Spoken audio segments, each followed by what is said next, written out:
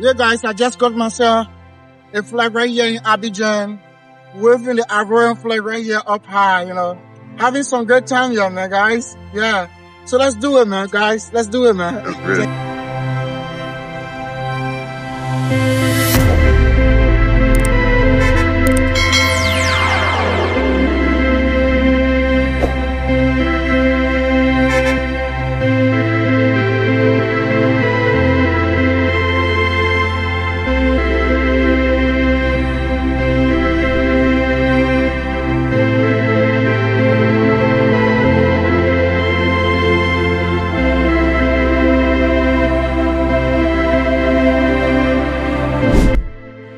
Welcome to Abidjan, the heartbeat of Africans, a city born from a proud history of independence, now rising as a symbol of Africa's modern renaissance. Since gaining independence from France in 1960, Africa has charted its own path, weathering storm, overcoming challenges, and building a future full of promise. Today, Abidjan stands as a thriving economy powerhouse with booming constructions, growing tech setups, and a youthful, ambitious population driving change. This is the story of transformation. This is the new face of West Africa. This is Abidjan, bold, resilient, and rising. Please subscribe and join the journey through the past, present, and future growth of Africa. Habidi, come to Abidjan. With few days to the independence celebration of Africa, I couldn't imagine myself missing this day. I had to pack my suitcases and make my way back to Abidjan. And as I did my research over the days, I came across a story that nearly broke me down.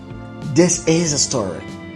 In the heart of West Africa lies a land where the sun rises over the lagoons. Music drafts through the streets and smiles greet you at every corner. That land is Ivory Coast, or as the locals call it, Cote d'Ivoire.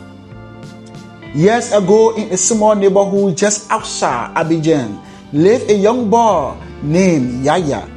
He had never left his country, but every day he will watch people from all over Africa and beyond come to his city.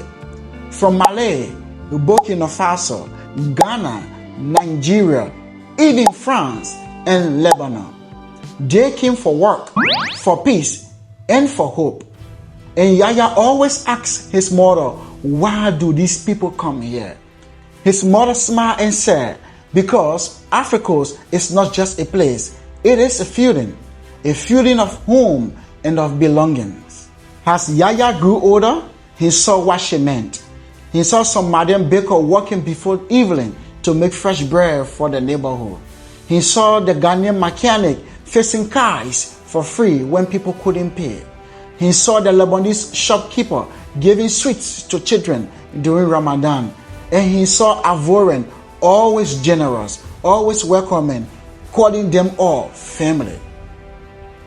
Yaya realized his country was special, not because it had tall buildings or fancy cars, but because it had heart.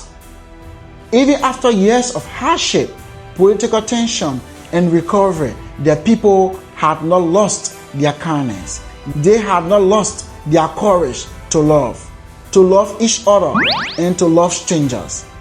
In the market of Ajame, you will hear 10 different languages, but the laughter was the same. On the beach, children played together, not caring where anyone was from. In the churches, mosques, and homes, people pray, not just for themselves, but for peace for everyone. Foreigners who came for short visits stay for years. Some marry locals, some build businesses, some just couldn't bear to leave. One Nigerian man said, I came to Abidjan for a job, but I stayed because I found family. Listen, a couple of days ago I did a video And I was saying that Abidjan is actually the Dubai in West Africa. I had many negative comments, from people from other countries, which of course I'm not going to call name, saying that I was hyping Abidjan. Let's face the reality. Look at this project that is currently ongoing. This is not the only project that is currently ongoing. They got something pretty much to what we call Dubai Marina. They got something like that. At the moment, that project is ongoing, which of course you're going to see in this video. And this is another bridge again they are constructing. This bridge is massive. Look at the buildings around here. They got countless of projects that are currently ongoing, that in the next 1 or 2 years, these projects will be finished.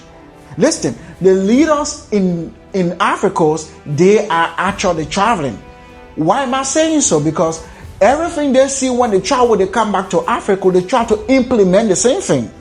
And I also saw some comments where people were saying that in Abidjan, they got roads, but they don't have sidewalk. Habibi, come back to Abidjan. You will know what I'm talking about. There is so much demolition going on at the moment, and most of the roads places before, there were no sidewalk for people to walk. Now they have created sidewalks. Look at the way the city is green. We got to give people their flower when they deserve it, when they are alive. When people are doing well, we got to give them credit. I'm from Liberia. My country is 178 years old. But what I'm seeing, Abidjan, which is just 65 years old, we don't even have half of that in my country, Liberia. I'm not bad enough in my country. I'm very proud to be a Liberian. But what they have in Africa, we don't even have 50% in Liberia. So when people are doing well, give them that credit. This is a country that gave us independence just in 1960. And look at the country by then, Liberia was over 100 years of independence. And look at the country to the 65 years. Look at how far they are going. Look at the roads they have. Look at their highway. Look at the industrial setting. Look at their marketplaces. This is a country that have more than 20 million population. They grow everything in abundance. Food. They have everything you can think about.